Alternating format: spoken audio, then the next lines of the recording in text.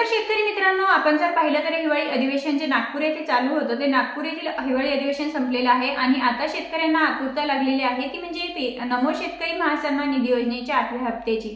मग आता खरोखर नमोचा 8वा हप्ता शेतकऱ्यांच्या बँक खात्यात केव्हा जमा होणार, यासाठी कोणकोणते शेतकरी बांधव पात्र असणार आहे? कारण आपण जर पाहिलं तर नमो शेतकरी महासन्मान निधी योजनेच्या 8व्या हप्त्यापासून बरेच शेतकरी बांधव वगळण्यात आलेले आहेत। तर मग ते शेतकरी बांधव कोणते आहेत आणि हा हप्ता शेतकऱ्यांच्या बँक खात्यामध्ये जमा होण्यासाठी शेतकऱ्यांना काही महत्त्वपूर्ण अशी कामेही करावी लागणार आहेत।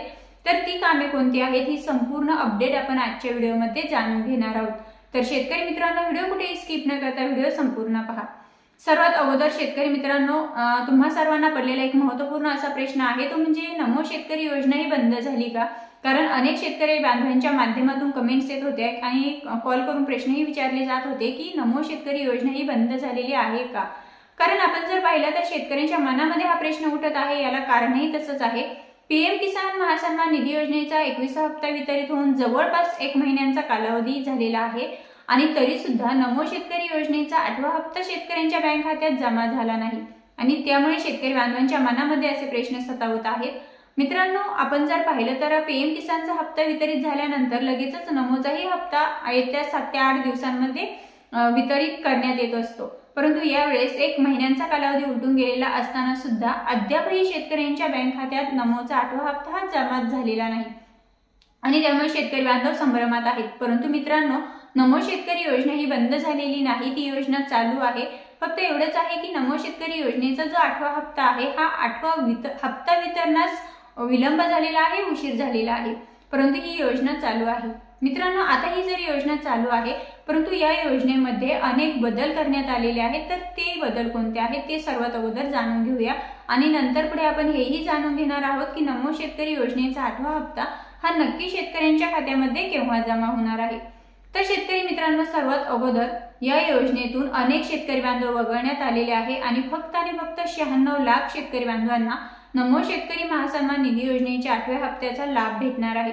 आता यामधून कोणते शेतकरी बांधव वगळण्यात आले तर एका कुटुंबातील एकापेक्षा जास्त व्यक्ती जर नमो शेतकरी महासन्मान निधी योजना असेल किंवा पीएम किसान योजना असेल, या दोन्ही योजनेचा जर लाभ घेत असतील तर मात्र त्यातील अनेक व्यक्ती वगळण्यात आलेले आहे आणि फक्त एकाच व्यक्तीला त्या ठिकाणी लाभ भेटणार आहे। आता यामध्ये पती पत्नी आणि त्यांचा जर 18 वर्षांखालील मुलगा किंवा मुलगी जर या योजनेचा लाभ घेत असेल तर त्या मुलाला किंवा मुलीला यातून वगळण्यात आलेला आहे आणि फक्त पत्नीलाच त्या ठिकाणी लाभ हा भेटणार आहे। म्हणजे एका कुटुंबातील एकाच व्यक्तीला आता या पीएम किसान असेल किंवा नमो शेतकरी योजना असेल, दोन्हीही योजनांचा लाभ हा भेटणार आहे। त्यानंतर जे शेतकरी बांधव इन्कम टॅक्स भरतात तेही शेतकरी बांधव वगळण्यात आलेले आहेत आणि काही शेतकरी बांधव असेही होते की ते त्या योजनेसाठी पात्र नव्हते, तरी सुद्धा आतापर्यंत पीएम किसानच्या 20 हप्त्यांचा आणि नमो शेतकरी योजनेच्या 7 हप्त्यांचा त्यांनी लाभ घेतला, परंतु यावेळेस त्यांना या योजनेतून वगळण्यात आलेला आहे, बाद करण्यात आलेला आहे आणि 96 लाख शेतकरी बांधवांना आता पुन्हा नमोचा 8वा हप्ता हा वितरित केला जाणार आहे। शेतकरी मित्रांनो, यामध्ये काही शेतकरी बांधव असेही आहेत की त्यांची EKYC प्रक्रिया कंप्लीट नाही, काही शेतकरी बांधवांचा आधार शेडिंगचा प्रॉब्लेम नो आहे, काही शेतकरी बांधवांचा लँड शेडिंगचा प्रॉब्लेम नो आहे, काही शेतकरी बांधवांकडे फार्मर ID कार्ड नाही, यातीलही अनेक शेतकरी बांधव वगळण्यात आलेले आहेत। म्हणजे पात्र असून सुद्धा ते शेतकरी बांधव वगळण्यात आलेले आहेत। त्यामुळे तुम्हाला जर नमो शेतकरी योजनेचा 8वा हप्ता तुमच्या बँक खात्यामध्ये कुठलीही अडचण न येता जमा करून घ्यावयाचा असेल तर तुम्हाला सर्वात अगोदर तुमचा आधार हे तुमच्या बँकेला लिंक आहे की नाही ते चेक करायचं आहे, तुमची EKYC प्रक्रिया पूर्ण आहे की नाही तेही चेक करायचं आहे आणि सर्वात महत्त्वाचं म्हणजे तुमच्याकडे फार्मर ID कार्ड असणंही महत्त्वपूर्ण असणार आहे आणि तुमचा जर लँड शेडिंगचा प्रॉब्लेम नो असेल तरी सुद्धा तुम्हाला प्रॉब्लेम येणार आहे, त्यामुळे तुमचा लँड शेडिंगचा प्रॉब्लेम सुद्धा यस असणं आवश्यक असणार आहे। ही चारही कामे जर तुमची यस असतील, ऑप्शन यस असतील तरच तुम्हाला नमो शेतकरी योजनेचा 8वा हप्ता हा वितरित केला जाणार आहे।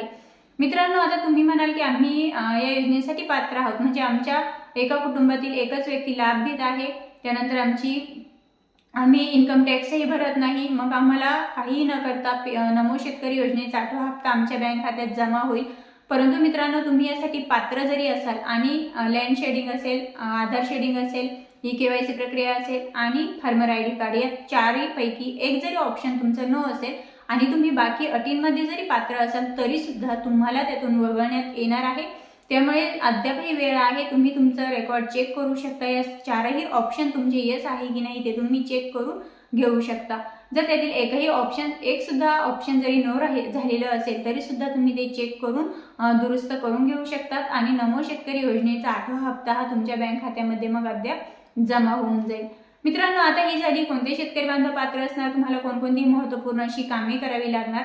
आता सर्वात महत्त्वाचा शेतकऱ्यांना पडलेला प्रश्न की नमो शेतकरी योजनेचा 8वा हप्ता हा शेतकऱ्यांच्या बँक खात्यात केव्हा जमा होणार. तर शेतकरी मित्रांनो, जसं की आपण नोव्हेंबर महिन्यापासूनच नमो शेतकरी योजनेच्या 8व्या हप्त्याच्या प्रतीक्षेत आहोत. कारण PM किसानचा 21वा हप्ता 19 नोव्हेंबर रोजी वितरित झाला. त्यानंतर आपल्याला 7 ते 8 दिवसांमध्ये लगेचच नमो शेतकरी योजनेचाही हप्ता वितरित होईल अशी अपेक्षा होती. परंतु आज चक्क 1 महिन्यांचा कालावधी उलटत आलेला असताना सुद्धा अद्यापही शेतकऱ्यांच्या बँक खात्यामध्ये नमोचा 8वा हप्ता हा जमा झालेला नाही. यामध्ये अनेक कारणं आहेत. मध्यंतरी निवडणुकीचा कालावधी होता, त्यानंतर आचारसंहिता होती आणि आपण जर पाहिलं तर 21 डिसेंबरपर्यंत आचारसंहिता असणार आहे. कारण निवडणुकीचा निकाल हा 21 डिसेंबर रोजी होणार आहे. त्यामुळे 21 डिसेंबर नंतर आचारसंहिताही संपत आहे आणि राज्य शासनाला नमो शेतकरी महासन्मान निधी योजनेसाठी एक GR निर्गमित करावा लागेल. कारण हिवाळी अधिवेशनामध्ये नमो शेतकरी योजनेच्या निधीसाठी कुठलीही प्रकारची तरतूद करण्यात आलेली नाही. त्यामुळे आता राज्य शासनाला शेतकरी बांधवांच्या बँक खात्यामध्ये नमो शेतकरी योजनेचा हप्ता वितरित करण्यासाठी एक GR निर्गमित करावा लागेल आणि तो GR हा आचारसंहिता संपल्यानंतरच निघू शकतो.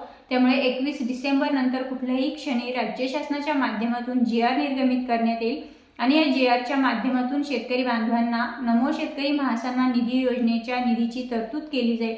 यामध्ये जवळपास 1850 कोटी रुपयांचा निधी हा राज्य शासनाला आवश्यक असणार आहे आणि या GRच्या माध्यमातून 1850 कोटी रुपयांचा जो निधी आहे तो निधी शेतकरी बांधवांच्या बँक खात्यामध्ये वर्ग करण्यात येईल.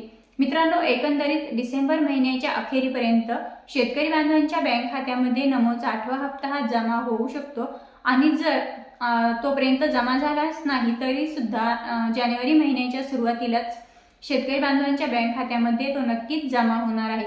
म्हणजे अवघा तसा तर शेतकरी बांधवांच्या बँक खात्यामध्ये तो डिसेंबरच्या एंडिंगपर्यंतच जमा होणार आहे. परंतु तरी सुद्धा जर तो डिसेंबरच्या एंडिंगपर्यंत जमा झालाच नाही तर तो जानेवारीच्या पहिल्या आठवड्यामध्ये नक्कीच जमा होऊ शकतो.